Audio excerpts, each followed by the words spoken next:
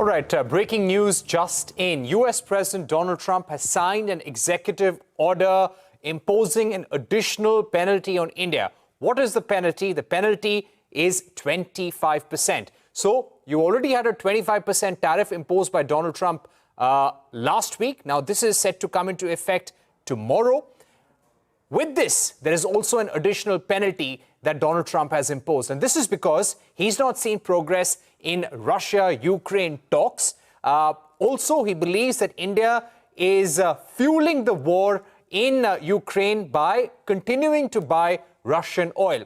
Remember, we have been reporting over the last 3 to 4 days that India is not just the only buyer of Russian oil. You've got China, you've got Turkey, you've got Brazil.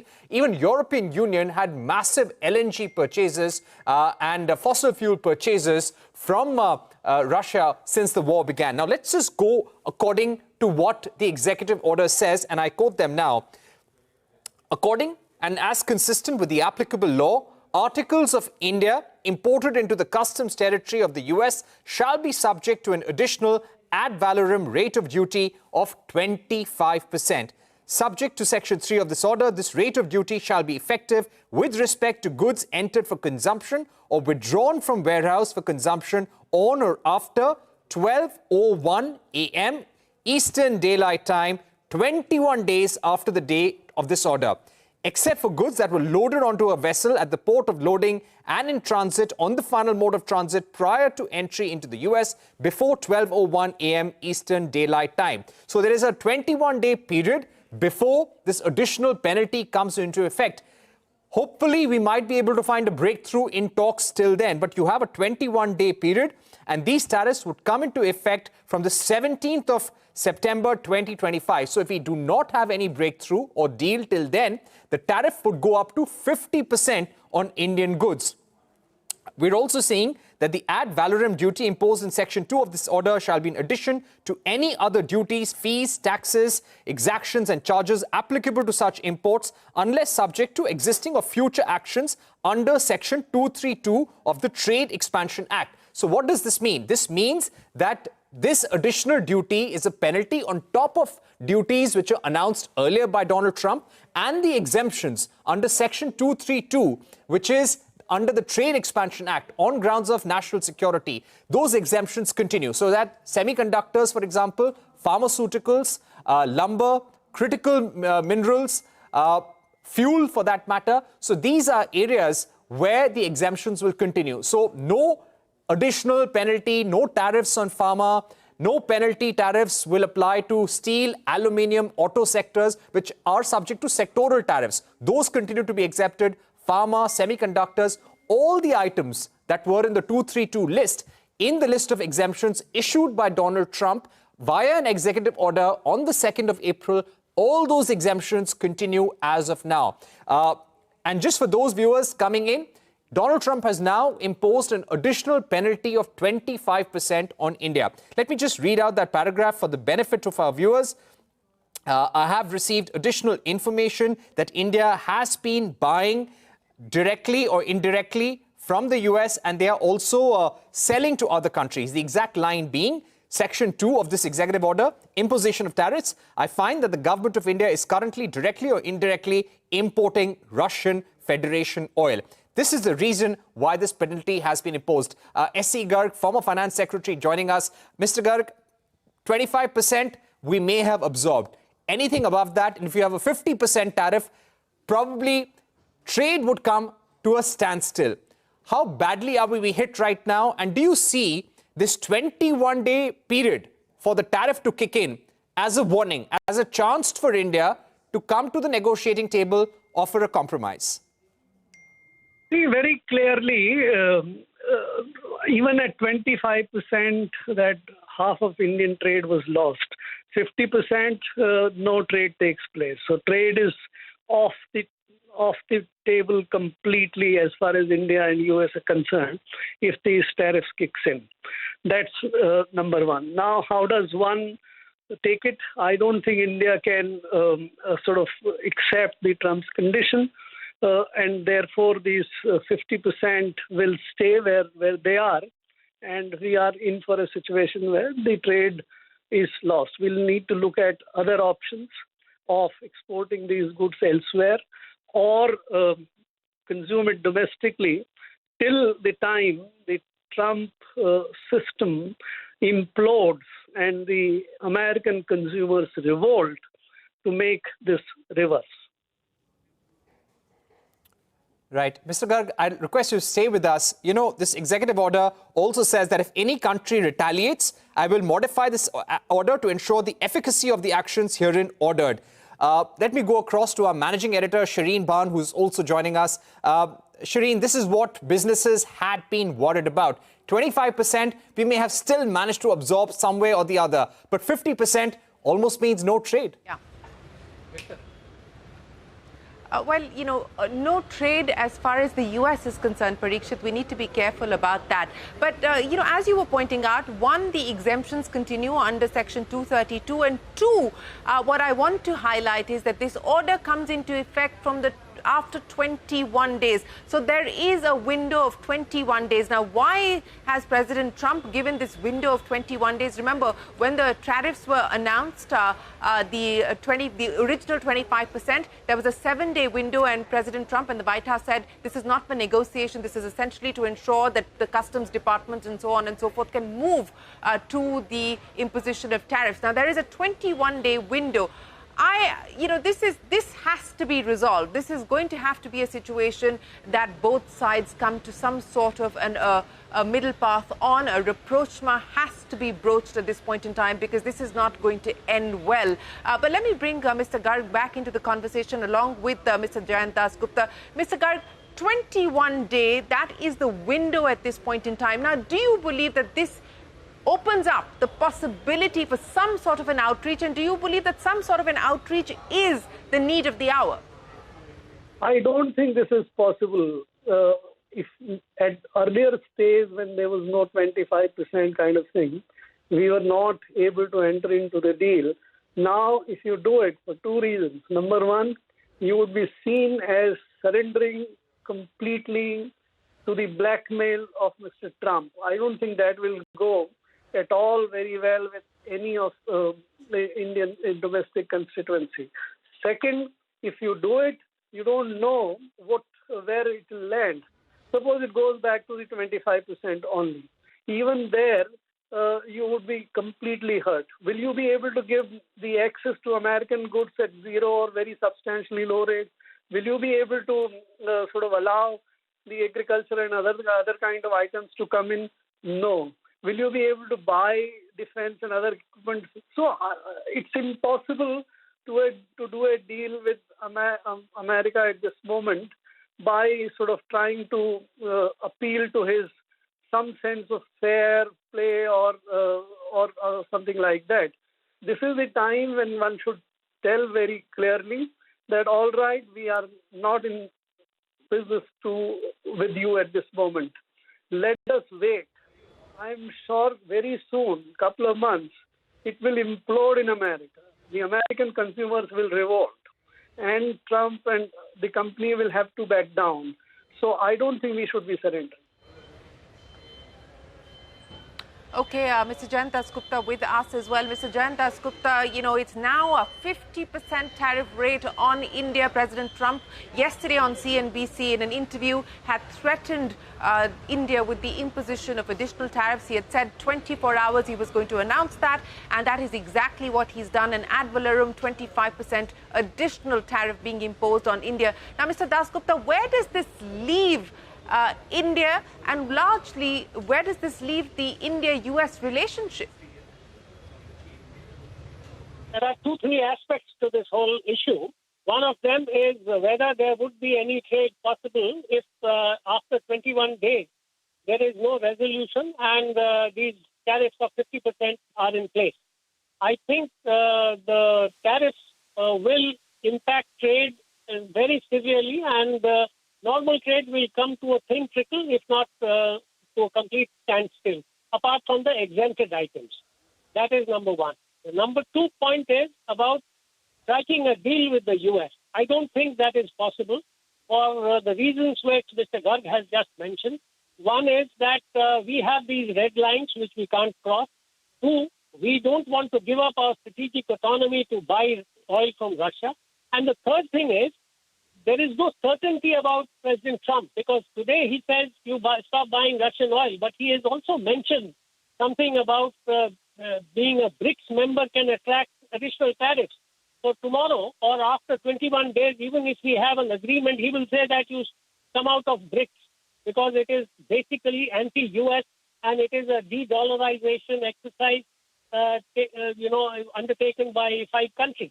So there is no end to this. So, and the last point I wanted to mention is that it is a question of national pride also. Apart from strategic autonomy, national interest, sovereignty, it's also a question of national pride. We can't give up on that front at all.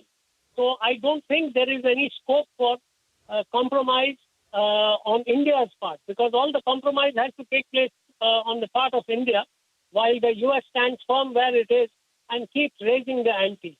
So I think this will be deadlocked. That is my personal opinion.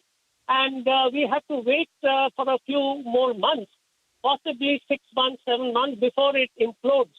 And there is a strong backlash from the US domestic constituency, and the Republicans also will revolt, because already we saw a statement from Nikki Haley saying that, you are giving China a pass. They have got a 90-day waiver, and India is being subjected to tariffs.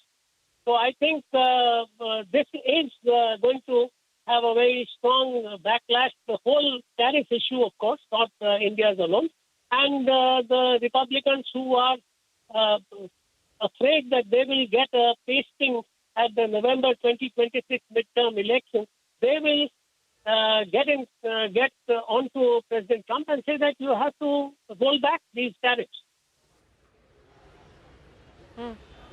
Well, I mean, it is hard to comprehend this, but that's the headline. India today stands with the highest tariff rate. I mean, countries had a 40% tariff rate. Countries like Switzerland had been hit with a 39% tariff rate.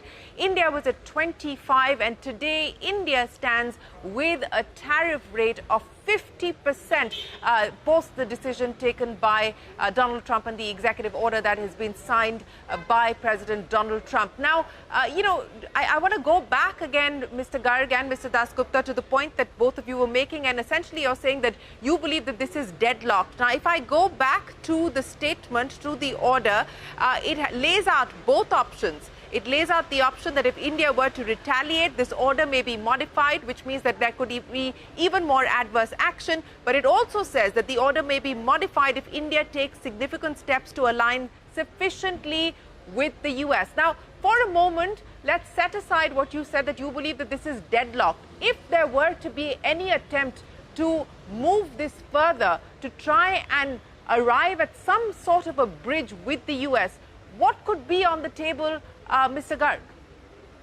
So that bridge is not there. Let's not look at that elusive bridge. Second, retaliation is again self-defeating. We must not get into the retaliatory game at all. We should ignore this completely. Where I think we are committing error is that while we are trying to sort of expose the hypocrisy of Trump, we are unnecessarily targeting EU and others. That is where our relief zone lies. We should be doing deal with them rather than also shaming them. So don't do anything with the United States now. Don't offer any concession on the pricing of the export which our people make to United States. If they still take it at the old prices, take it and let the Americans pay the tariffs. But look for 2 alternative ways to absorb your goods for the time being, domestically as well as the other part, including EU. Make bridges with EU rather than trying to shame them. Mr. Dasgupta, do you also believe that there is no question of building a bridge at this point in time, that we should essentially not retaliate, but also not have any outreach at this point in time and engage with other trading partners. The Prime Minister, incidentally, also going to be heading to China at the end of the month, and that is now going to be a crucial meeting between India and China to try and see how both sides can perhaps work together. But in the interim, Mr. Dasgupta, what happens to Indian exporters? The Indian exporters are in for a very tough time over the next 6 months or so. And that is something which I think we'll have to take in our stride and factor in. But we, as the government, should try to mitigate the hardship that our exporters will face to the extent possible. One, by providing financial assistance, and two, by trying to explore new markets and also to speed up the FTA talks with the European Union and to deepen the talks with Japan and Korea and the others which are on the anvil, because we have FTAs with them, but we need to widen and deepen them. So that is the second aspect. The third aspect about retaliation is that we just can't retaliate because the products that we buy from the U.S. are required to keep the wheels of our own economy moving. We don't buy them to give any preferential treatment to the U.S. We buy them because they are competitive in those products and they have the products and they can supply at short notice. So I think by retaliating, by raising tariffs, by stopping imports from the U.S., we will be doing great harm to our own economic interests. So there is no question of retaliation. I think we should lie low. We should make our views clear. And the last point I wanted to mention, of course, Prime Minister Modi is planning to be in Beijing during the Shanghai Cooperation Organization meeting. But there is also a talk of two things which have emerged in the recent past. One is that President Lula has said that he will reach out to the other BRICS partners. And the other point is that China, Russia, and India may have a trilateral meeting very shortly to discuss how to get out of this issue which President Trump, the crisis which President Trump has created. Right. Shireen, I just want to go over two definitions also, which this executive order by Donald Trump spells out. One is, what is the meaning of Russian Federation oil? And perhaps this is the first time when the US administration has defined it very clearly and made it difficult for anyone to purchase or narrowed down the options for anyone at all.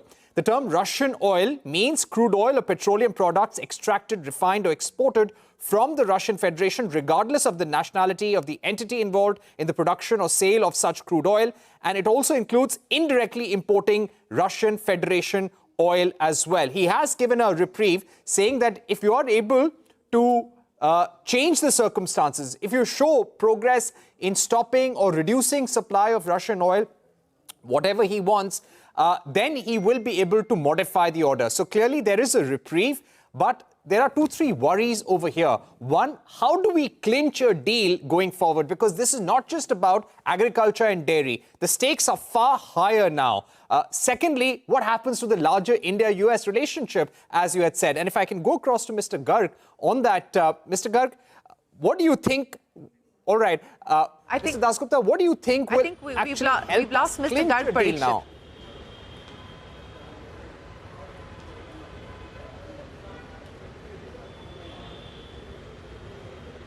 Shireen, I think we've lost the connection with our guest right now. But I guess... Yeah. No, I just wanted to come in, Parikshit, on a couple of points. As we've heard there from both Mr. Garg as well as Mr. Dasgupta, retaliation is clearly not an option because you don't want the situation to get any worse. It's already bad. You don't want the situation to get any worse. And that's amply been stated by President Trump that if there is any retaliation, there will be adverse action. There will be a further modification. Also, of course, acknowledging the fact that if India were to align itself to U.S. interests interest, whatever that means, then there will be a modification in the positive. But, what I want to underscore here is a couple of things that we heard Jayant Dasgupta talking about. One, what happens to Indian exporters if this tariff rate were to continue? You already saw the Commerce Ministry meeting with exporters, etc. Exporters have already asked, they've sent out an SOS to the government, and that was at 25%, saying we need some interest subvention, we need, certain SOPs from the government to try and help us tide over this time. Now, with a 50% tariff imposition, the clamor from Indian exporters is only going to get louder for government assistance, for government intervention. So that is point number one. That is something that we're going to have to look at very closely. Point number two, as I pointed out, we're now at 50%. Who else is at 50%? Lula and Brazil. What has President Lula said? President Lula has basically said that we are not going to engage with the US to try and get any kind of concessions at this point in time. Brazil is holding its ground. President Lula has also said he's going to try and reach out to leaders, including India and Prime Minister Modi. How do global equations shape now with the rest of the world engaging with each other? China and India, can this perhaps bring the two closer together? We are also seeing today talks on in Russia. Will there be any possibility of a negotiation here, trilateral, as Jayant Dasgupta was pointing out, Russia, China, India? And how will the US react and respond to that is the big question. But look, we are now in an uncertain time. And Parikshit, you were making that point about the definition as far as Russian Federation is concerned. Have they sanctioned Russian oil? No, they haven't, right? Does the order talk about sanctioning Russian oil? Unless I missed out on that, Parikshit, does it talk about sanctioning Russian oil?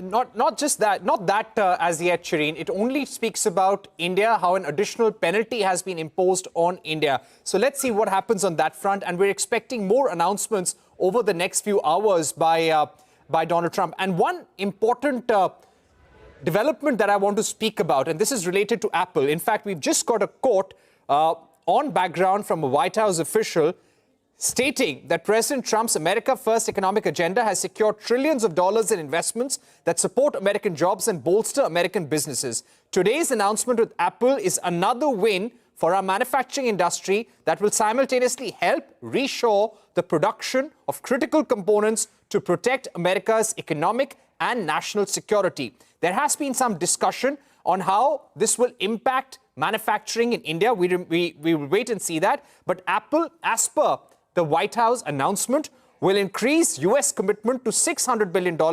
They will announce a new $100 billion commitment to America, a significant acceleration to its U.S. investments that now total $600 billion over the next 4 years as well. So let's see what will be the implication for India. There will be a meeting between Tim Cook and President Trump at the White House at 4:30 p.m. Eastern Time. That is 2 a.m. India. Possibly that will be the first time when Donald Trump will make some statement about the executive order that he signed regarding India. Let me now go across to Ajay Sahai, Shireen, Director General and CEO of FIO, who's joining us. Mr. Sahai, you've got a 21-day reprieve, but after 21 days, it'll be 25 plus 25, 50% tariff. How do you see this? In fact, it's absolutely shocking and disappointing. A 50% tariff on India as compared to a tariff in the range of 15 to 20%, or our competitors will outprice us in the US market by 35%. In none of the segment, the industry has that much of margin, and therefore it will be extremely disappointing for most of the exporters. The only silver lining is that all the products which are under Section 232, where there is the standard duty or the exemption, that will continue. So roughly 45% of India's export may not be impacted. Balance 55% of the import will be severely impacted. Mr. Sahai, as you pointed out, that this has come as a rude shock, even though President Trump had threatened doing so. But now that it is official, there is an executive order. There were meetings that were taking place with the Commerce Ministry, Mr. Sahai, exporters asking for government intervention. But that was with a tariff rate of 25%. Now with 50%. what is the view within the export community? What kind of assistance and what happens now to existing contracts? Are you already, do you likely see cancellation as far as contracts are concerned if you are not able to absorb the tariffs? In fact, in most of the cases, the contracts were on hold because whatever contracts were decided, an attempt was made to ship the goods before 7th of August. But a lot of contracts were under the negotiation where the exporter were expecting that once the finality is reached, they may negotiate it. But now the formality has finally landed in a situation where they are subject to 50% duty, and that's why I don't think exporters will be able, and probably the difference is so much that government cannot also come forward because looking into the finances and the resources which has to be allocated to other segment of the industry and other social sector, that's well nigh impossible at this point of time. We've also got with us Mr. Sahai. Please hold on. I'm coming back to you. It's a difficult situation for Indian exporters who've been hit with this 50% tariff rate by the US. Anjali Prasad, former envoy to the WTO, also with us. Ms. Prasad, many thanks for joining us. You know, when we were speaking previously, you had called any possibility of a penalty illegal. Be that as it may, he's added another ad valorem duty of 25% on India, taking the tariff rate to 50%. What do you believe the options are from here, Ms. Prasad, if any? Yeah, thanks, Shireen. I had called the penalty illegal, and I will continue to call all of President Trump's actions on the trade issues illegal, completely illegal. And therefore, the options that we have could be a few, but it is very important that we talk to our trading partners, as I had said also last time, that we must discuss and talk to our trading partners and like-minded countries who have been hit by similar actions by the US. Only when we get together, decide on a strategy, will there be some action effectively possible, because there is strength in numbers. Otherwise, theoretically, everybody can counter-retaliate. And as Jayant said, retaliation is not really an option because we would also be doing something illegal, which we are calling out Mr. Trump for. So the best way out is to have discussions amongst ourselves and take a concerted view on how to react to this trade anarchy that is being created by Mr. Trump. But we should certainly not give in, is my second point, because if we give in, it's only a shifting goalpost. Today it is 50, tomorrow it will be 100. It hardly matters. There is a certain line beyond which our exports become incompetitive or uncompetitive, whatever you may call it. And therefore, it doesn't matter whether it goes to 100, 110, it's just optics then. The third point is, has the US said something about its own imports from Russia? The statement in the Ministry of, put out by the Ministry of External Affairs lists a number of critical items like uranium, like palladium, like fertilizers, like chemicals. Yeah. Have they stopped these imports? They are quiet about this, and I heard a clip of a press conference of President Trump, where a reporter asked him this question, and he couldn't answer. He said he would have to check, or he deliberately avoided an answer to that. And my last point would be, Shireen, if really we have to take a strong stand, then we must walk out from these bilateral deal negotiations, so-called bilateral deal, because we are not demandiers here. Let's remember, it's not us, it's they who need our market. Yes, Ms. Prasad, you know, you were pointing out that India needs to engage with her trading partners. And I was just asking Mr. Dasgupta this as well. We've got the Prime Minister visiting China at the end of the month. This is going to be the first visit of the Prime Minister since the Galwan Valley clashes. Now, in the mix of what we're seeing happen, this meeting between India and China, significant. Now, we've got our own set of issues with China. There is the start of a re-engagement, the start of an economic re-engagement. But do you believe that that now is something that we must accelerate, we must amplify as a counter? See, Shireen, everything has it is on a different track. Let me put it that way. Trade with China has not been affected. If anything, it has grown. The skirmishes on the border or our issues on the defense front remain separate. Trade has continued. So on the trade issue, I don't think there is any problem if we engage with China and try and understand their viewpoint. Although my assessment is that China may probably not take a very tough stand. I would rather think that we should talk to Brazil and China, of course, but I'm not ruling out China, but I would think Brazil would be closer to our situation than China is. Yes, and Brazil has been hit with a 50% tariff as well. But Mr. Sahai, I want to come back to you, sir. In anticipation, because we got this threat being handed out by President Trump yesterday, I mean, were there any conversations?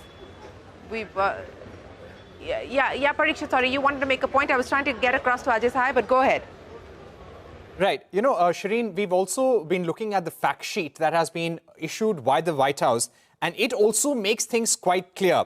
For example, India's import of Russian Federation oil, as per the White House fact sheet, undermines US efforts to counter Russia's harmful activities. India's subsequent reselling of this oil in the open market, often at profits, further enables Russian Federation economy to fund its aggression. By imposing a 25% tariff, President Trump aims to deter countries from supporting the Russian Federation's economy through oil imports and imposes serious economic consequences on the Russian Federation for its ongoing aggression. So we should tell our viewers these are secondary sanctions on Russia that have been now imposed, not direct additional sanctions on Russia yet. We've not seen that. I went through the order again. This is only specific to India. Again, as per the fact sheet, the president found that India is currently importing Russian oil. And according to address this national emergency stemming from the government of Russia's actions against Ukraine, he is imposing an additional 25% tariff on imports from India effective 27th of August due to India's direct or indirect import of Russian Federation oil. So this is an important point. The White House making it very clear, explaining as to why these tariffs have been imposed. It is only specific to India. There is a 21-day reprieve. The White House, we sent a query to the White House to understand what will it now take to clinch the deal and what is the expectation from India. The expectation from India seems to have clearly increased. It's gone beyond just market access and trade. It's about stopping a supply and purchase of Russian oil and aligning India's foreign policy and political affiliations clearly with the US and not with Russia at all. So US is demanding a lot right now. This definitely puts India in a corner. We're told that the Ministry of External Affairs, the Ministry of Commerce, the Ministry of Finance, they are having joint consultations, and very soon in the next few hours we could possibly have a statement from the Ministry of External Affairs detailing India's next course of action. But over the last few days, we've been told by our sources in the government that we will not retaliate. We will try and find a way out. And considering that there are 21 days before this additional tariff would come into effect, I believe India will try and find a way out before that. Ms. Prasad, again, going back to this 21-day reprieve or the possibility of a reprieve that we're talking about, there's clearly a reason why President Trump has put 21 days on the table. The order also, as Parikshit was pointing out, specifies that if India were to align itself to the U.S. interest, this order could be modified. Now, I want to go back again. While all of you have so far said that this is a deadlocked situation, that it wouldn't be prudent for India to either retaliate but also to give in. So, do you believe that this 21-day window is a window at all? Well, it will depend on how effectively we are able to talk to our other interlocutors. Look, even if some of these other countries have not been slapped with 50%, they still have been slapped with some additional tariff in the first list. So the second thing is that it's a systemic issue. Do we want to destroy the multilateral trading system? So we need to definitely talk to our interlocutors very quickly and get a common ground. We need to get to a common ground and decide on how we should react together, if at all. That is one. The second is our own national reaction. I think the statement of the MEA, which has all the data, which clearly shows that the EU and the US are continuing their trade in their national interest, is a very good statement. And we should continue to hold firm on the basis of facts and figures. As I told you, we have already crossed that critical line where our exports would get non-competitive or might get non-competitive, and then, you can keep on levying as much tariff as you want. How does it matter? We will need to diversify our markets. We will need to look at other places. But if we keep on giving in, there would be no end to the demand. I'm 100% sure of this. And how can we just, align ourselves with any one player in this whole system? That is right, Ms. Prasad. Mr. Dasgupta, coming back to this oil point, because as the MEA statement made clear, the US, the EU continue to engage with Russia for all kinds of things. There is no sanctions imposed on Russian crude at this point in time. Moreover, as I pointed out in my piece that I did yesterday, it's very clear that there was understanding and encouragement of India's decision to buy from Russia. In fact, whether it was the former US ambassador to India, Eric Garcetti, or the former Treasury Secretary Janet Yellen and other officials in the White House under the Biden administration after the Ukraine war broke out, who said that it was good that India was actually dealing with Russia because it ensured that there was global stability as far as crude prices were concerned, which had rocketed to over $130 when the Ukraine war broke out. So for now, for the Trump administration to say, look, don't deal at all with Russia as far as crude is concerned, to Ms. Prasad's point, we're already buying more from the US. And this was a stated policy stance of the US. So it's a clear departure from what the US policy was that Mr. Trump is now pursuing. I think we have to bear in mind that President Trump has repudiated most of the things which President Biden, did. And he has been constantly trying to decry the actions taken by President Biden. So I think this is also of a piece with that Janet Yellen and, as you mentioned, Eric Garcetti, the U.S. ambassador to India, they were all Biden appointees. So he can easily say that what they did was wrong. He will continue in this vein. It is true that the U.S. had actively encouraged India to buy from Russia so that the prices would get stabilized. And today, when President Trump is asking both China and India not asking but demanding that they stop buying Russian oil, it is going to have an impact on global oil prices. And it has been calculated. In fact, our minister, Mr. Hardeep Singh Puri, has even mentioned that it could possibly get doubled in the short run. But there would definitely be an increase because these two countries are the main buyers of Russian oil. And the second thing is that, the prices, 10% of the oil supply of the world comes from Russia. So if Russia were unable to sell oil to China and India hypothetically, there would be a shortage and then the prices would go up. So that is something which will affect the U.S. also amongst other countries. So I think President Trump's decisions are short-sighted, to say the least, and it is going to have an impact on the U.S. Economy, and the poorer people of the U.S. will suffer the most. Right. But do you feel, Ambassador Dasgupta, now we have to find a way out in the next 21 days? Because with 50%, even with 25%, we were becoming uncompetitive compared to Vietnam, compared to Indonesia, compared to Japan, Cambodia, Bangladesh, Sri Lanka. Is it now important for us to find some sort of way out to put this 50% tariff on hold?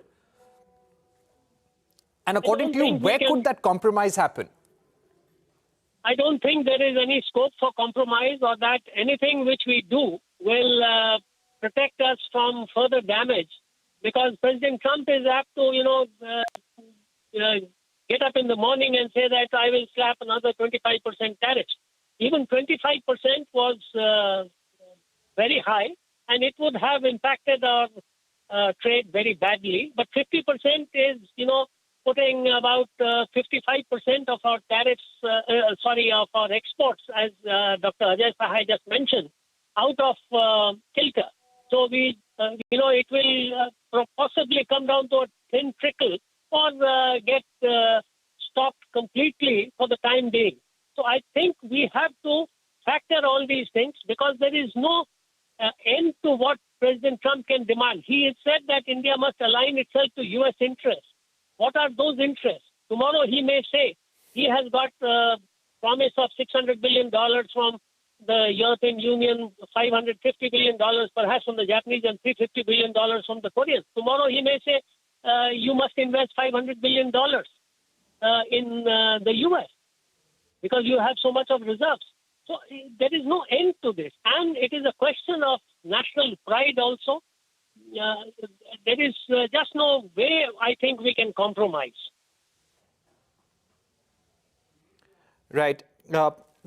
Dasgupta and Shireen, I just want to put across a piece of information that we have now from the White House, and this is with reference to Apple. Today, there is a major announcement that is expected where Apple CEO Tim Cook will be coming to the White House. He will be making an announcement on an additional $100 billion investment in the USA. And this will be taking the overall commitment of Apple to US to $600 billion US dollars. Now, the White House has told CNBC-TV18 that this is the America First economic agenda that is now securing trillions of dollars in investments that support American jobs and bolster American businesses. And this announcement will further boost our manufacturing industry and help reshore the production of critical components to protect America's economic and national security. Now, people across the board and experts have said that you cannot be making iPhones in the US. It'll become way too expensive, and India and China are the right bets. In fact, India is the best bet for the future, keeping in mind the diversification strategy and to move away from China as well. But here's the critical part. A White House official telling CNBC-TV18 that this new announcement includes an ambitious new American manufacturing program dedicated to bringing even more of Apple's supply chain and advanced manufacturing to the US. Through this advanced manufacturing program, Apple will increase its investment across America and incentivize global companies to manufacture even more critical components in the US. So Shireen, while this doesn't seem to be connected, the fact is, if we have tariffs at this level, this will only force many companies to consider more manufacturing in America in the long term. As you've been saying, manufacturing and shift of supply chains cannot happen in the long term, but probably in the near term, we are going to see a slowdown in investments from the US. Ms. Prasad, do you want to weigh in on what Apple is going to make as an announcement in the White House today? I have a personal assessment here, and that is that Mr. Trump, in his MAGA, the Make America Great Again effort, is going back to what the Americans did around the Second World War and the Great Depression. They built their infant industry through high tariff walls. And he is trying the same thing now. This is my assessment. This business of Russian oil and blood on our hands and Ukraine and things like that is just part of a strategy, a larger strategy of his Make America Great Again. And this is what he's going to do, whatever we may do. As Jayant also said, and I have been saying it again and again, we may do anything, but he is not going to give up on this strategy. And he is going to continue the way he thinks will make America great again. Yes, and Parikshit, look, let's be very, very clear that it's not as if all of this supply chain and Apple setting up manufacturing in the US is going to happen overnight. But what happens in the interim? Remember, exports from India for the very first time to the US surpassed China. Apple's iPhone exports from India surpassed China for the very first time. Now, with this tariff imposition, you've got Vietnam and others at a 19% rate. This is all up in the air at this point in time. I think it is going to create a sense of uncertainty and, of course, that pause mode that people have been on, weighing options. This is certainly going to be a difficult one as people try and navigate their way through what this means. But it's important to note that while Apple makes this big announcement, because President Trump has been basically wielding the stick at Tim Cook for the last several months now, saying that, look, you've got to do this. And so Tim Cook is doing exactly that. But it's not as if this is going to happen overnight. But what happens to the fact that India was now surpassing China as an exporter of iPhones to the US? What happens to that is the big question. But let me go across to our colleague Sanjay Suri outside the White House, joining us now live. Sanjay, it's the shock. It's the bomb that President Trump had threatened us with, and it is now exploded. A 50% tariff rate on India, but a 21-day window left open there, Sanjay. What are you hearing? What is that window about? Does the U.S. see that as an attempt for any kind of negotiation and outreach? Because experts that we're speaking to here believe that while India must not retaliate, India must not give in either. We've been having one window open after another. Of course, we had that 90-day pause in tariffs after the so-called Liberation Day announcement on April the 2nd. That went to July the 9th. Then we were told that it'll be the end of July. Then it is the first week of August. Now we have this, and now we have another 3 weeks. So we have had a number of windows open up, and there's a pattern to this opening of the windows, if you like. Trump is giving other countries, and in this case, of course, India, time to come around to its position. But the question really is that while India holds on now to this 3-week window of hope, what possibly could change? The one optimistic outcome could be if within these 3 weeks the Russia-Ukraine war were to end. Now, that would be really taking optimism to a stretch. Of course, it's not impossible, but let's face it, it's not likely. So if that were the war were to end, then this argument about Russian oil gets a bit dated and everything will have to be considered afresh. Other than that, there are red lines that the Indian government has drawn, and if that war does not end, then India buying oil from Russia is a red line. India is holding on to that. India is not going to say, okay, 3 weeks have passed and we change our mind about the same thing. The other big red line that came up earlier through the course of the discussions was import of agricultural and particularly dairy produce from the US. The Indian government held firm on that, and it has to. No Indian government can give in to the US demands there. And in 3 weeks, that's not going to change. So this diplomacy is all about negotiations and about making the impossible happen. There is, in that sense, some hope. But going by the two red lines that India has held on to, import of oil from Russia and agricultural imports, this is not something that India can budge on, really. All right, just stay with us, Sanjay Suri. We also have with us Rajiv Kumar, former Vice Chairman of the Niti Aayog. Kirit Parekh, former member of the Economic Advisory Council of the Prime Minister, is also on the phone line. Mr. Parekh, if I can come across to you, what options do you see for India at the moment? This is clearly directed against India for purchase of Russian oil and gas. We're being singled out. China has bought much more. Turkey has been buying. Brazil has been buying. Saudi Arabia, Singapore. But clearly, Donald Trump feels that India does not have much leverage. What can we do now till the next 21 days? Even the Americans are importing from Russia. So I think there is, the whole idea is all a completely crazy idea, and it's just an excuse to beat down India.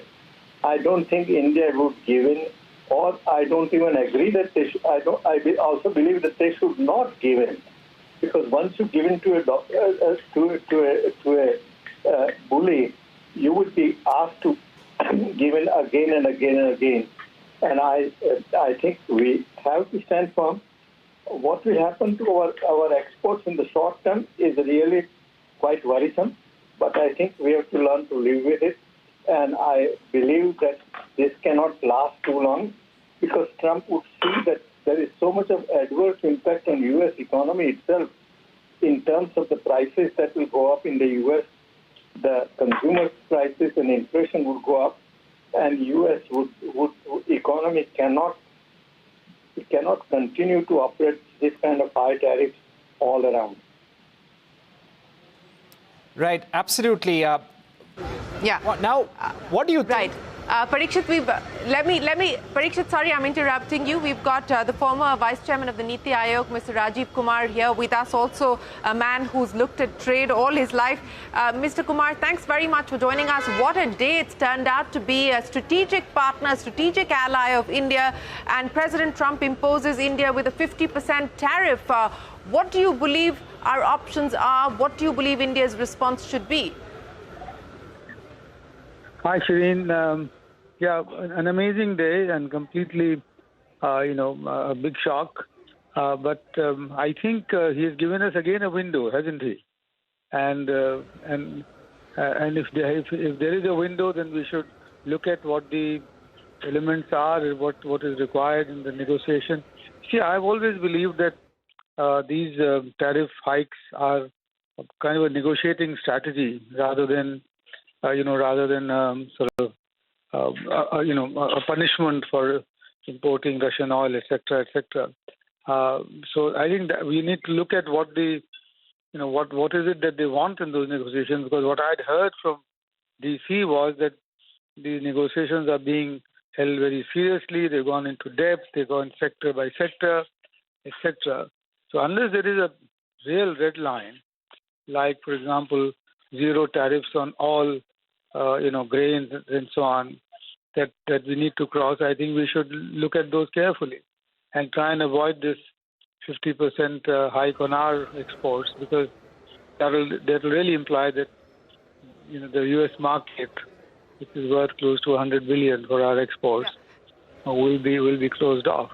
So my thought, go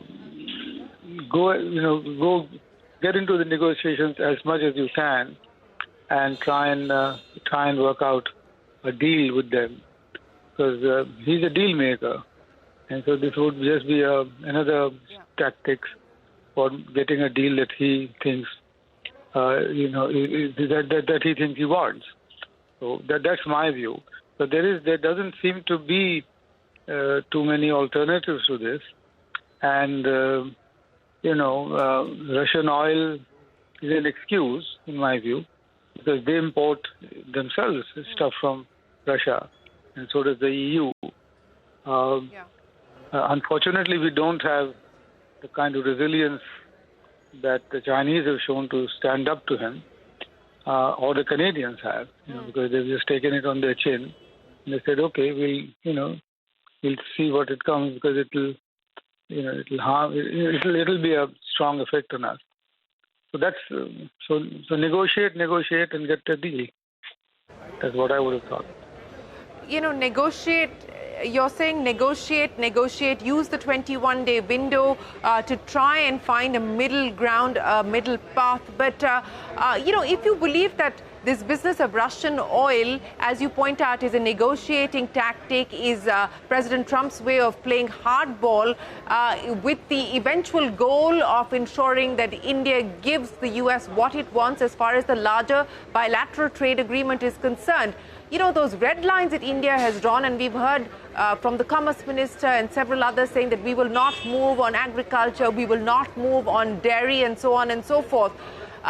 Does that really allow for concessions, Mr. Kumar, at this stage with this public spat? Yeah, Shireen, when the going gets as tough as it's got, and when you know that,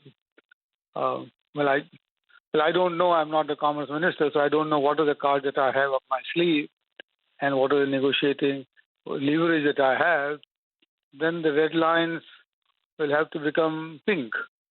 That's the way I would have. Because what is the alternative?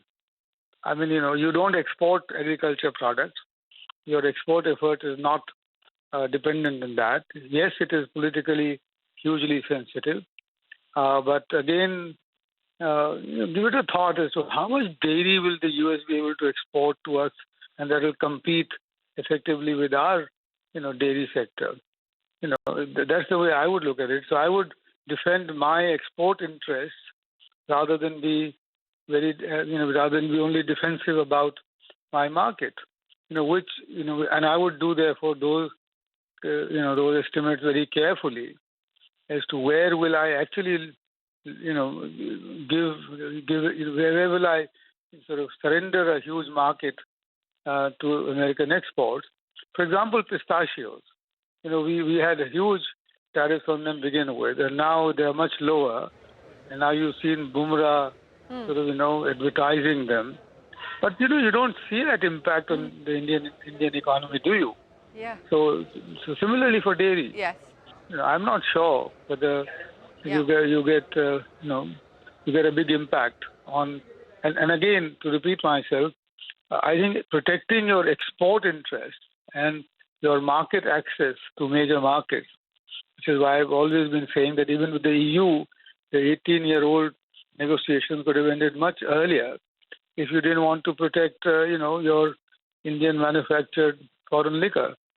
That's the sort of way that you need to think now, because otherwise, I think net. So you're basically saying it's too important. It's too important a market for India to be shut out of, and so, in your words, Rajiv Kumar, negotiate. Mr. Kumar, very quickly, what's interesting is we've got a spokesperson from the government of China, in fact, saying that China firmly supports Brazil in safeguarding its national sovereignty and national dignity and opposes the unwarranted external interference in Brazil's internal affairs. China coming in to stand by Brazil. Brazil is the only other country to also have been hit with a 50% tariff rate, as is the case with India. The Prime Minister is going to be heading to China at the end of the month, Mr. Kumar. Do you believe that this is also an opportunity to try and re-engage with China and try and hobble together a coalition of Brazil, China, Russia, etc.? Well, there is a coalition which exists. It's called the BRICS. And therefore, that coalition should be activated. And also that re-engagement with China in any case is the right thing to do. And there had been a policy of distinguishing between the border issues and our economic issues, which had been given up with the Press Note 3. I think that needs a review in any case. Right. But I'm not sure whether the gentleman in question in the White House is going to get affected if Chinese come up with a statement supporting us. Will he change his stance vis-a-vis Brazil and India? I'm not sure. But I mean, so that apart, I think in forming a coalition of the willing in the global South, which then will take on, and which is the rising economic power. I think India is much better off, doing that. But at the same time, you have to take care of your economic interests, which are served by protecting or working for saving your export markets, rather than protecting sectors which are not going to be terribly affected in any case, given the transport costs and the competitiveness and the productivity, etc., etc. So we need to do these things carefully. Yes. Well, we will have to wait to see how this pans out. Mr. Kumar, appreciate you joining us here on CNBC-TV18. Negotiate, negotiate, negotiate. That's the headline there coming in from the former Vice Chairman of the Niti Aayog, Rajiv Kumar. Parikshit, back to you. Right, Shireen. The big story this evening, US President Donald Trump singles out India in his tariff war. He has slapped an additional 25% tariff on all Indian goods, penalizing India for its continued purchase of Russian oil. The new tariffs, which take effect from August 27th, bring the total US tariff burden on India to a staggering 50%. The move came after Trump, in an interview to CNBC, had said, and I quote, "They're fueling the war machine, and if they're going to do that, then I'm not going to be happy." End of quote. The White House says the order could be revised if India takes measures to align sufficiently with the United States. In another instance, the order could be revised if India retaliates. Remember, Trump has upped the ante in his trade war with India, slapping unilateral tariffs after months of stalled talks. The US president accused New Delhi of blocking market access for American goods and took aim at India's growing alignment with the BRICS bloc. India, in turn, had called Trump's threats unfair and unreasonable, setting the stage for a fresh showdown in global trade diplomacy. Let's go across to Sanjay Suri, who is joining us from outside the White House. Sanjay, are negotiations happening still? We believe that a White House team, a trade team from the USTR, they will be visiting India somewhere around the 20th of August for talks. But currently, are there phone lines which are ringing between India and the White House? Well, phone lines would be ringing because those people on either end of the phone are in that sort of business. And no doubt, as scheduled at present, and that's the most we can say, there is a team due to visit India. But really the question is, what would there be to talk about? Because if it comes to the trade talks, we know that a lot has been discussed, a lot has been demanded, a lot has been refused, though a little bit has been agreed. But where do you go from there? Who can ever say that the latest demand from Trump on anything will be the last demand from Trump on that? He can change his demands, and he does all the time. So the difficulty is not just this or that particular issue or this or that demand. It's the fundamentals of negotiation. They've broken all the roles of negotiation. This is not a negotiation where someone gives and someone concedes and someone gains a little and concedes a little there. This is a conversation with an all or nothing man. All that should be his way, nothing the other way. This is what he believes. He believes is the world owes it to America to pay America taxes to sustain it as it did, as he has reminded us of a century back.